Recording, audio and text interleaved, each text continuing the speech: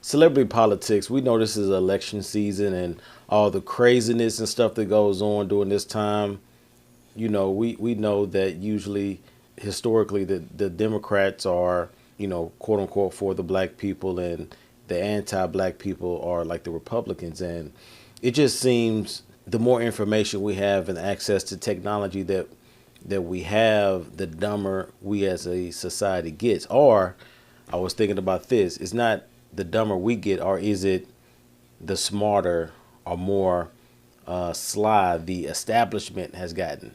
Or the establishment has gotten even smarter as technology and information has run rapid. And I want to put out there, just as far as we know all the stuff. If you watch any of the videos of the pod recently over the years, you know where I stand as far as politically, at least as far as when it comes to policy in this particular election. And just the narrative, because I wondered, I'm like, how is it that one particular party has gotten one race of people to vote for them well over 50 years? You know, and when I'm talking about black people, it's mind-boggling when you think about it, because I don't even know where it started or how it became about a thing. I think historically, when you look at it, you could maybe find the root of it, but I'm just talking about personally in my particular experience. Growing up in Memphis, Tennessee, predominantly black neighborhood, kind of want to say middle classish, somewhere around there. Like, we didn't talk about politics in our house like that. It wasn't something that was like super valuable or important, but I knew it existed. And then going to Tennessee State University, going to a HBCU, you kind of see the culture. And then now, I wouldn't say politics was introduced, but it was of more importance at that time. Because when I went to college, I think Al Gore was running for president, and he was like a big figure in Tennessee at that particular time. And I think he was a vice president. Yeah, vice president to Bill Clinton. So, that was the thing. It was my first time voting, and, not really knowing anything as an 18, 19-year-old. You just kind of going with the trends, going with what your friends are saying, going with the people that they brought to the university to talk to you, and how to vote, what you need to, all the picket signs you saw around the campus and stuff like that. And so it was just more like a hangout spot. And so we all just went to go vote. We were just kicking it, doing our thing, just being out there, having fun, but then doing our quote unquote kind of civic duty. And it was just a thing. Like, we automatically knew to vote Democrat.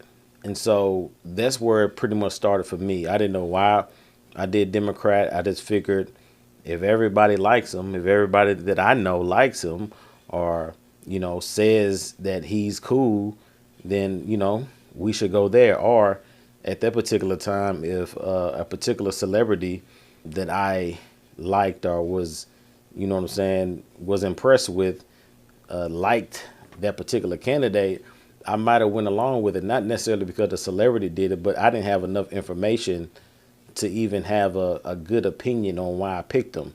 It was just another ignorant reason to pick somebody. So fast forward now to being, 40 plus, and you still see in 2024, the Democratic Party still has a big stranglehold on the black community. And it's like, but we have so much information and technology and stuff available. But then I thought about it. I'm just like, them folks been doing their research. The establishment, a system, or even would say the Democratic Party. It's no coincidence. Even Lyndon B. Johnson was saying on tape back in the 60s, he was like, man, we're going to have these niggas voting Democrat for 200 years, right? And so for somebody to say that in the high government where they are in the hierarchy, they have to have a plan. And so just from my observation, I'm looking, just let's look at it from the basis of the narrative. Black people, we know our narrative is black people we usually always protect each other, even to our own destruction.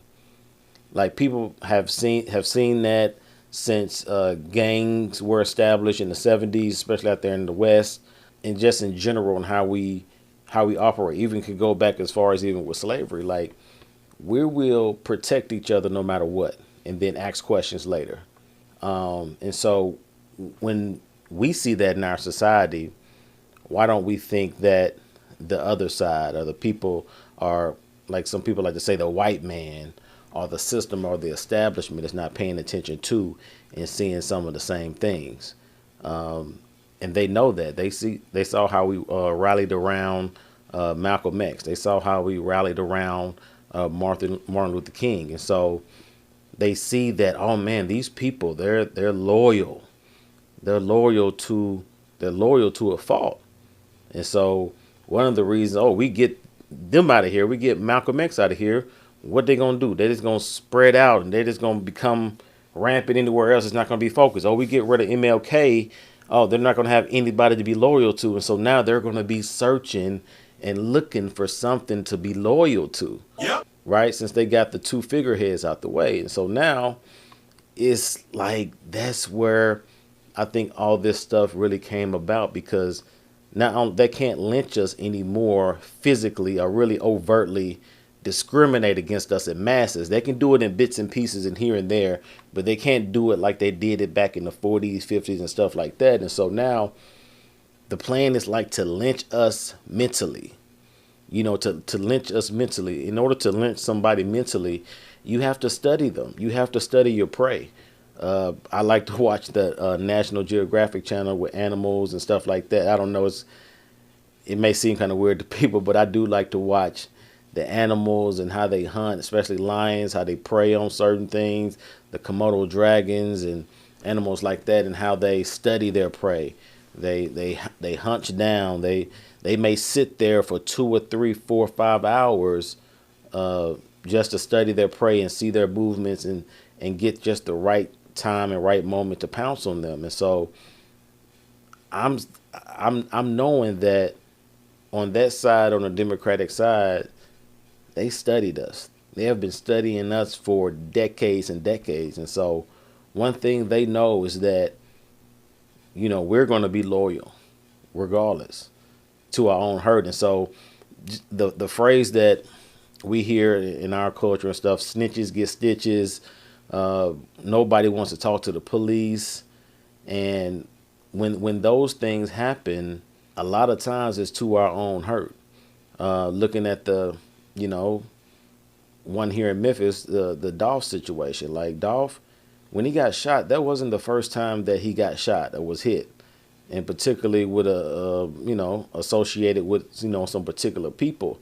And so those first 2 or 3 times he got shot at, he had an opportunity to go tell the police or tell, the authorities, what was going on. And maybe he knew the people that were involved. But given the culture, the hood culture, and the culture that he grew up in, it wasn't cool to do that. He wasn't going to do that. He wasn't going to feel good about himself if he went to the authorities, the system that he grew up bucking against, to cooperate with them, to let them know kind of what's going on. And so eventually, with all that happened, then, unfortunately, he ended up passing maybe like a year or 2 later from the previous incident where he got shot at. And so it's just the culture that we come from and that a lot of black people live in is a culture of loyalty, but really loyalty to our own hurt.